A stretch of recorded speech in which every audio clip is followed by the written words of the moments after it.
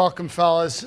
Tricky waters is what we're calling this panel, and that's because fish is complicated. I spent a lot of time recreationally fishing off the coast of Long Island in New York City, and there's a saying that you hear out there as you see recreational guys steaming past commercial fishermen steaming past charter boat captains, everybody kind of caught between the poachers who were stealing fish.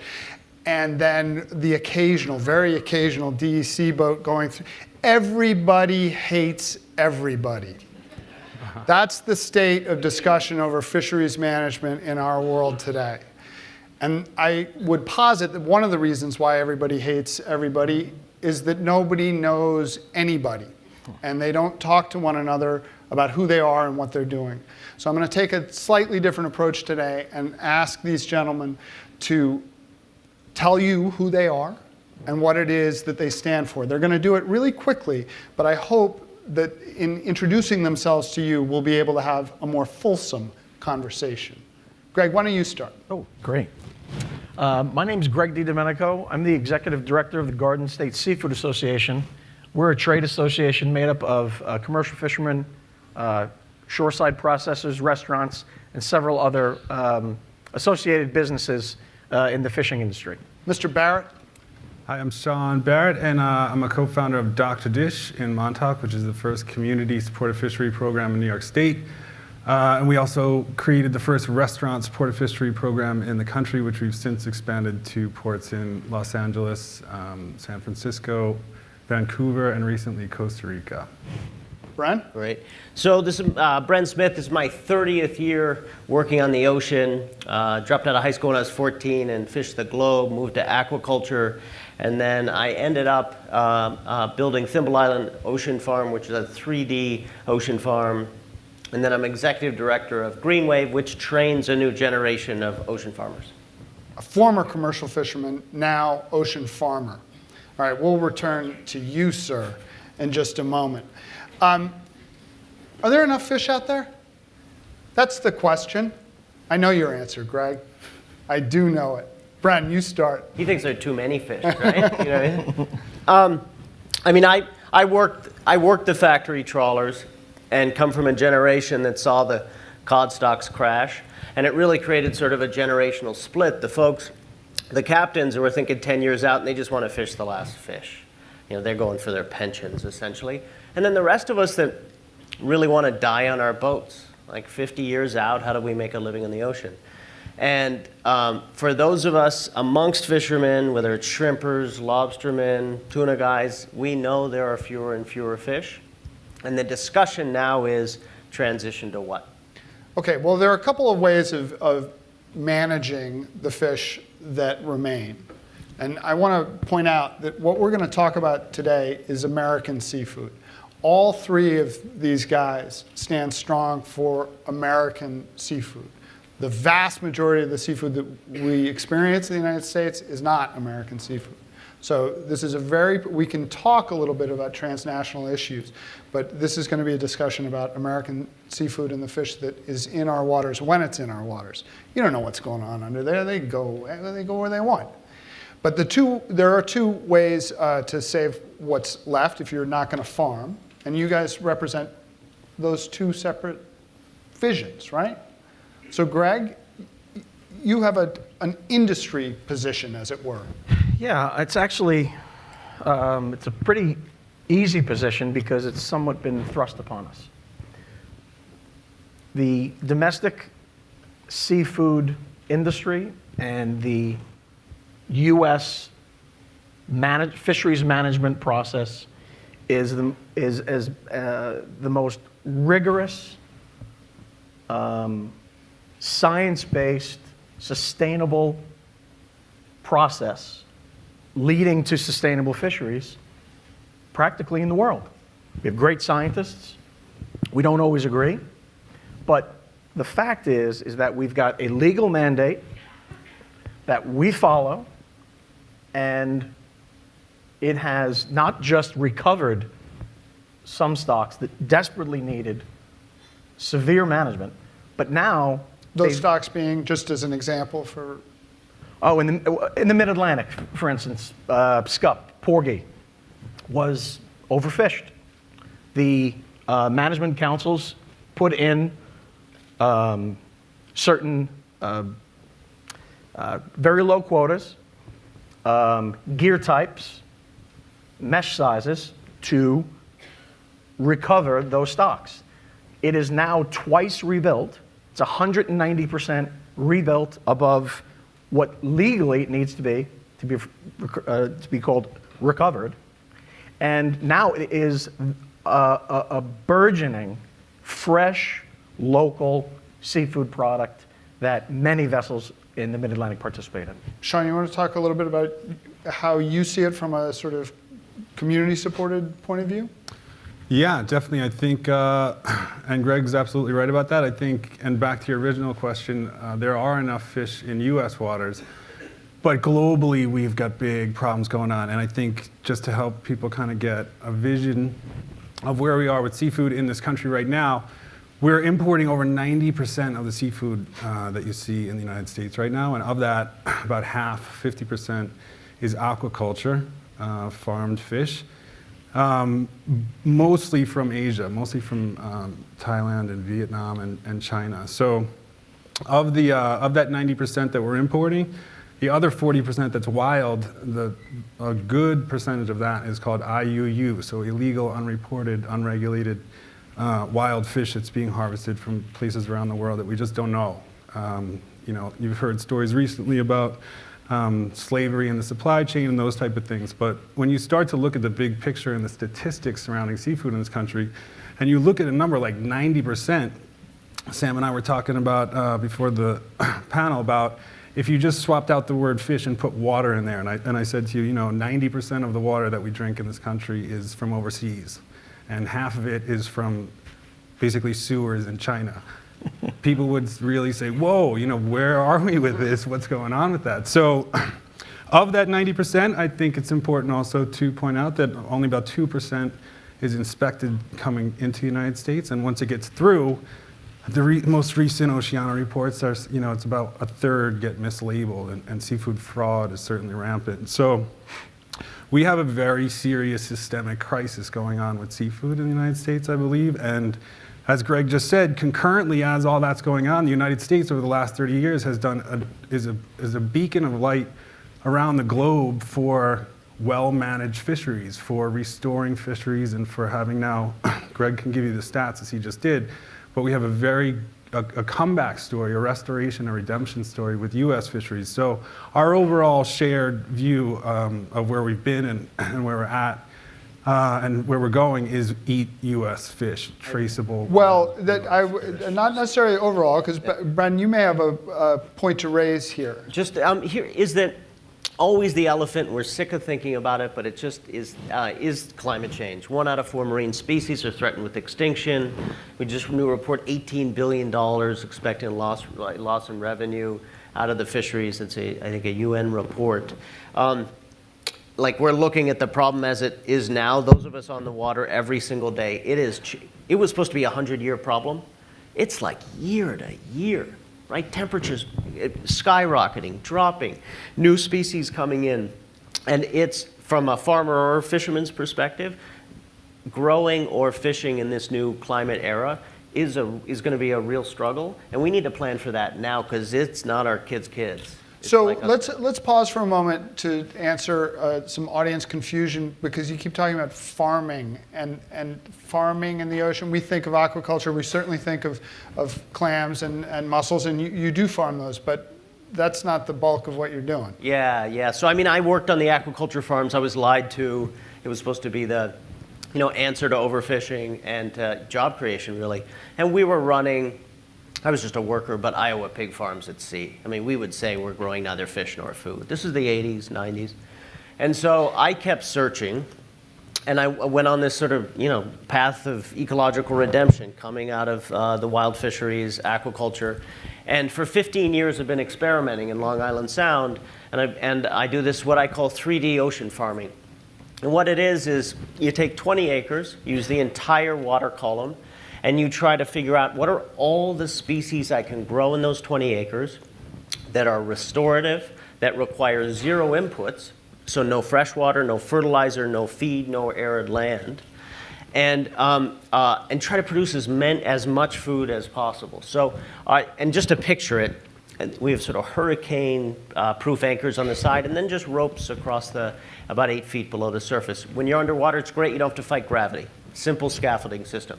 So then our kelp grows vertically downwards. We go sea vegetables and shellfish. Next to that is scallops, and then mussels in mussel socks, and below that, oysters in cages, clams in the mud, and we harvest salt as well. But this is only the beginning. There are 10,000 edible plants in the ocean. There are a couple hundred kinds of shellfish. Like this kind, for me, this sort of farming is the gateway drug to an entirely new cuisine. And I'll just say real quick, the benefits of this is it's restorative. The New Yorker called our model the culinary equivalent of the electric car. Soak up 5 times more carbon than land-based plants, soak up nitrogen, artificial reef systems. Second is it's replicable. We open sourced it so anybody with 20 acres and a boat can start their own farm, be up and running the first year, and it's scalable. This isn't like Brooklyn bearded pickle companies, right? If you were to take a network of our farms totaling the size of Washington State, you could feed the world. You could feed the world, and after a slight period where you taught them to like kelp, right? Maybe the Doritos guys would paint some stuff. Kelp is absolutely disgusting. It's delicious, but you're still gonna have to make an argument at some point along the way. Dan Barber can make good kelp. I'm sure Dan Barber, he made good garbage we've had last it. year. It was really good. And kelp is a little worse than that. So. In the meantime, there are a lot of people who really want to have a perfect New Jersey scallop. So, you know, there's no one in this room who would not stand against the restoration of our oceans. I think there's no one in this room who wouldn't love that scallop too.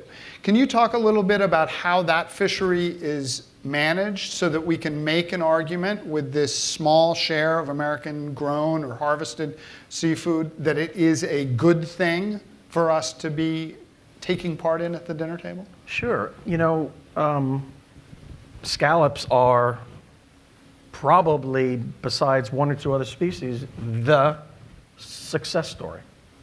A collaborative effort between fishermen, management, academia, scientists from the National Marine Fisheries Service.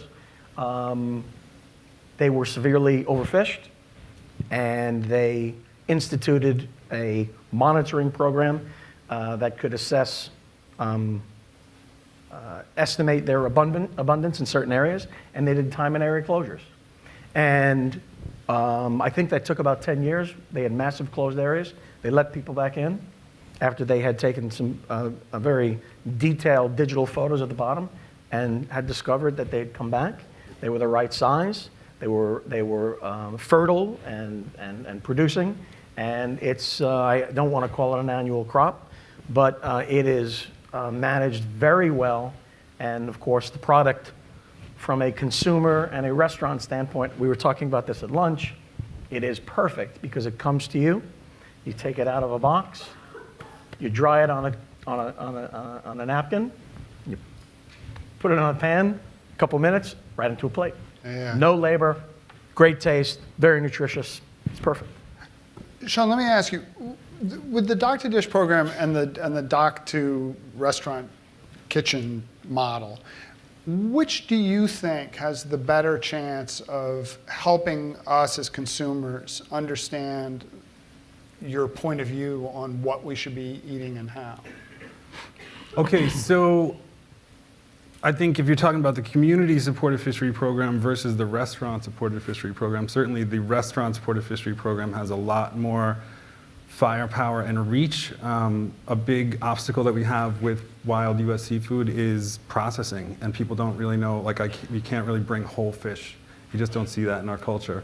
So the chefs have really solved that problem where we can actually bring whole fish, obviously, to the chefs, and they're trained and very capable. And so we have a much larger reach in that space, but I think ultimately what Dock to Dish and the restaurant-supported fishery and the community-supported fishery model is really trying to do is, and we kind of have to back that up for a minute and say what we're talking about here in seafood, it's the last wild food that we eat, really. I mean, there's some bearded Brooklyn guys going out for some mushrooms in the woods and things like that, but really, large-scale wild. It is the last wild food that we eat. And what we've tried to do, guys who work on the docks or on the boats know, it's tremendously unpredictable. The amount of variables that go into between regulation, climate change, migration patterns.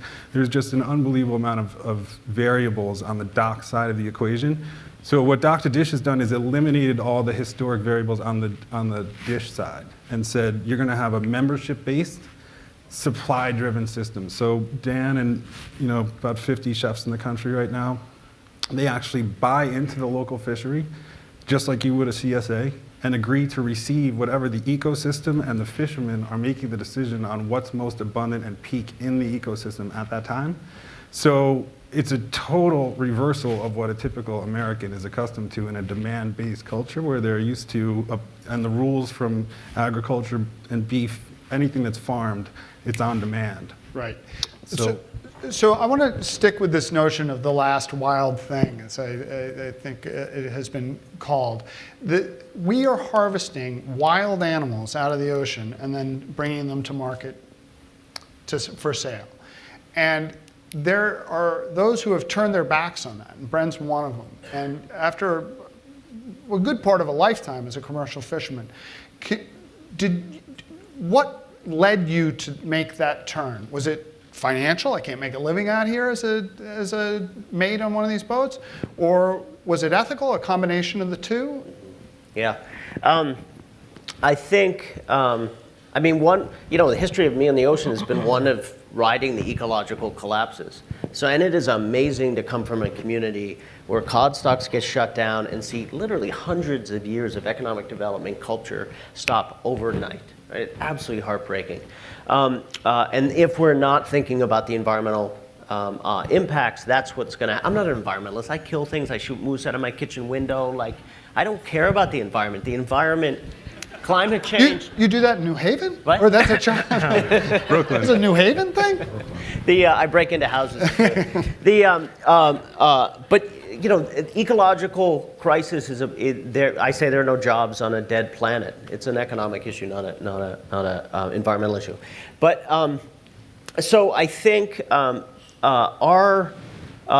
second thing that happened was I got hit by climate change. Hurricane Irene, Hurricane Sandy got me twice.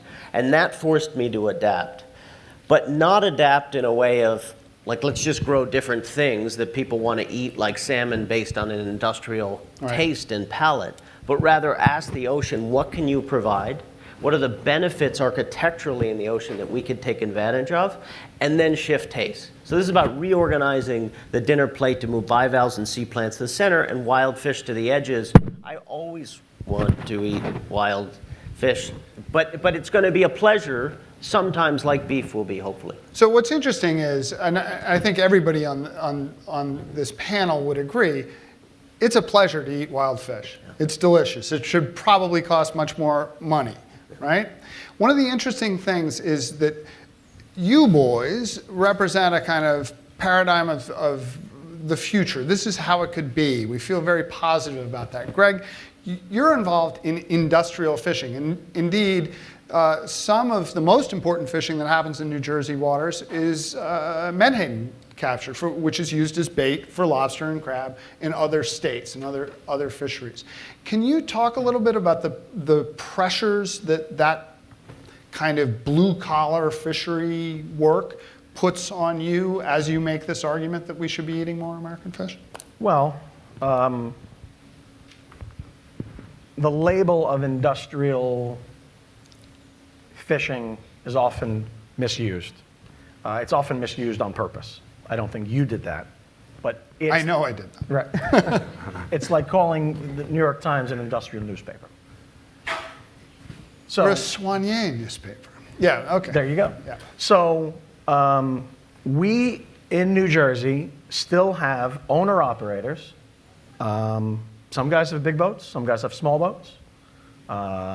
They're all operating in fisheries that are sustainable, okay? So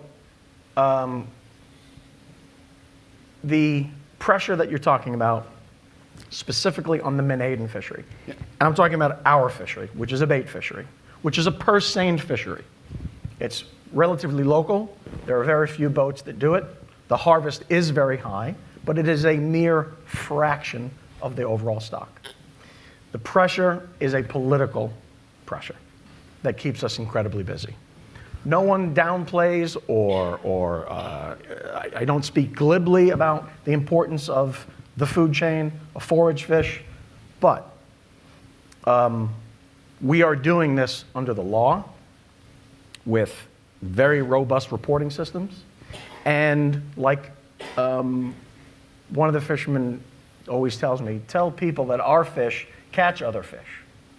So I don't know what else lobstermen could use for bait. They can use a whole bunch of other things. Well, they used to use herring They used to use that. They still do. Yeah. We do that too. when they can find them. That's right. Well, there's plenty of those too. And so the question becomes, would you rather have that bait product that goes to aquariums, crabbers, lobstermen, feeds trap fisheries, even on the West Coast?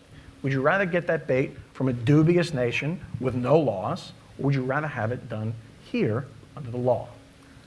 That's what keeps us busy, but there is tremendous pressure. Super complicated, right? I want to leave a few moments for questions from you, but I just want to ask one last question before I throw it open, just in the interest of making it clear what we're really talking about here. What percentage of, let's say, New York's striped bass fishery is commercially harvested? Sean. Commercially harvested approximately right now in New York State is about, of the overall allotted quota, 15% is commercial, 85% is recreational. So 85% of the striped bass that die in New York waters, or the mortality, is at the hands of recreational fishermen. Huh, that's a good takeaway before we go to questions. What is it in New Jersey, Greg? Well, New Jersey has the interesting honor of having a full moratorium on striped bass. Commercial fishermen cannot possess them.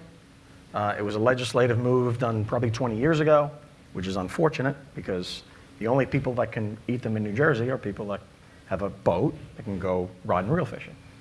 We always say we fish for people who can't fish. So that is a bit of a touchy subject, but it's 0 to 100. Interesting. So why don't we ask some questions of these guys, and we'll do that starting. Oh, there's one in the back, and then we'll get one up here for Jerry. I just wanted to clarify something. Sean, you said 90% of the fish that's eaten in the United States is imported. Correct. So does that mean we're only catching 10% of the fish we're eating, or are we exporting fish where fishermen can make more money on it? And is that why the imbalance is happening there? Okay, so great question. That's a good question. And so it's statistically speaking, we're importing 90%. We're exporting about 1/3 of the wild U.S. seafood that we catch here. But what we lose track of is how much of those exports, the U.S. fish that we're shipping overseas, a decent percentage of U.S. wild fish gets shipped to Asia for processing and handling. So I'll give you an example of how that supply chain works. We'll land 10,000 pounds of squid in Montauk. It will go to Fulton. It will go to Newark. It will get exported out of the country to China, frozen block, thawed, processed into tubes and tentacles like you would see in the supermarket, refrozen and re-imported. We don't exactly know, we're not able to track. We don't track seafood once it's exported, so we don't know the exact statistics on that, but. Well, that seems safe. Jerry? I'd like to hear what you guys think about the question of bycatch, and can we train the American palate to start eating some of this fish that is tasty, but we have the way we market fish today, that people want the salmon or they want the swordfish or they want whatever. Can we train them to eat and cook with fish that might not be so pretty or is a fish they don't know? Yes, would be the answer to that. Yeah, but this goes to, Bren, this goes to the issue that you're facing. I mean, this is a marketing challenge for bycatch, but also for aquaculture that is not bivalves. Yeah. Just two side notes in my head. One is, this feels so much like a 1990s debate to me. It's about wild fish, first of all, and it's about sort of big environmental organizations versus government regulation. It's about blaming other countries. I've just been through this before, and we need to get beyond it. I don't have all the answers, but it's just the echoes kind of drive me nuts. The other thing is I have fishermen coming to me day in and day out saying I need to diversify. So I don't know where all the fish are, right? I have requests to start farms in every coastal state in North America and 40 countries around the world. I've got 11th generation fishermen in Rhode Island, boats beached, son's on heroin. All he wants to do is figure out a way to work on the water. Comes to GreenWave. I can just list person after person. So there's just some dissonance here, and I don't know the numbers. It's just all anecdotal, but it is my experience. So weird food is on there's all the kale trajectories out of the secret meeting in LA, and we can make kelp the new kale and all this sort of stuff. But I'm interested in another. There was a secret meeting in LA about how to make kelp into the new kale? No, kale into the new kelp? Whatever. Oh, spinach. I see. Yeah. One that we'll cover the kelp one. Yeah. So, but what I'm interested in is the economics of it. Zero input food. As water prices go up, land prices, feed prices go up, is going to be the most affordable food on the planet to eat. You're all going to be eating sea plants. The question is it going to be like being force-fed cod liver oil, or is it going to be beautiful, delicious food? And that's the jobs of the chef. My job is to ask the oceans, what can we grow? The chef, if they can't make it beautiful and delicious, they should go into the unemployment line. Like they're not good at their jobs. And wonderfully, someone like Dan is. I mean, we have this wonderful creative moment of chefs. Brooks Headley at Superiority Burger took my kelp. He doesn't know anything about seafood, and his job is to make like healthy food unhealthy. Right? I mean, that's what he does brilliantly. And so he did barbecue kelp noodles with parsnips and breadcrumbs. Brilliant, sells out every single night. He saw this as a vegetable, not as a seafood. And so it's that level of creativity. So yeah, we can definitely do a bycatch. I'm concerned because we're just fishing down the food chain, and that's a transition. We got to do all this, but it's a transition strategy to what? And we need radical change. So we've got one last question, and then we got to step down because there's other stuff to do. But don't you think this is an important subject that we should hear more about? Right there. Wherever the mic is, we got to just move. Hi. I'm curious if you could change or write one law that about how U.S. fisheries are managed in order to facilitate more of the kinds of things that you all are trying to do in terms of sustainability. What law would you write or change to make your industry? Greg's going first. First of all, squid will be the new kale. I do want everybody to realize that. No problem. I would ask for regulatory stability. No new rules, no new laws for a 5-year period, because that's what the industry is really looking for. Not looking for the highest, not looking for the lowest. We're looking for a sustainable quota in whatever species you want to talk about, scientifically based, and have it remain the same for a long period of time. Sean Barrett, your one law. Absolute full transparency. There is, from an insider's perspective in this industry, there is an unbelievable amount of seafood fraud that goes on, the smoke, the mirrors, the illusion. And until you can actually trace seafood and know exactly where, when, how, why this fish, where, when, all these important questions you should know. But right now we have no transparency rules or regulations really in the country yet. They're coming, hopefully, can't get here soon enough. But full transparency and traceability would be the one law. Bren, one law. It's currently illegal to grow seaweed in the majority of the states in the nation, including here in New York. So before you legalize dope, let's legalize kelp. All right. Thank you, gentlemen, very much. We'll be done. Thanks so much. Great job. Good job, man. Good job, man.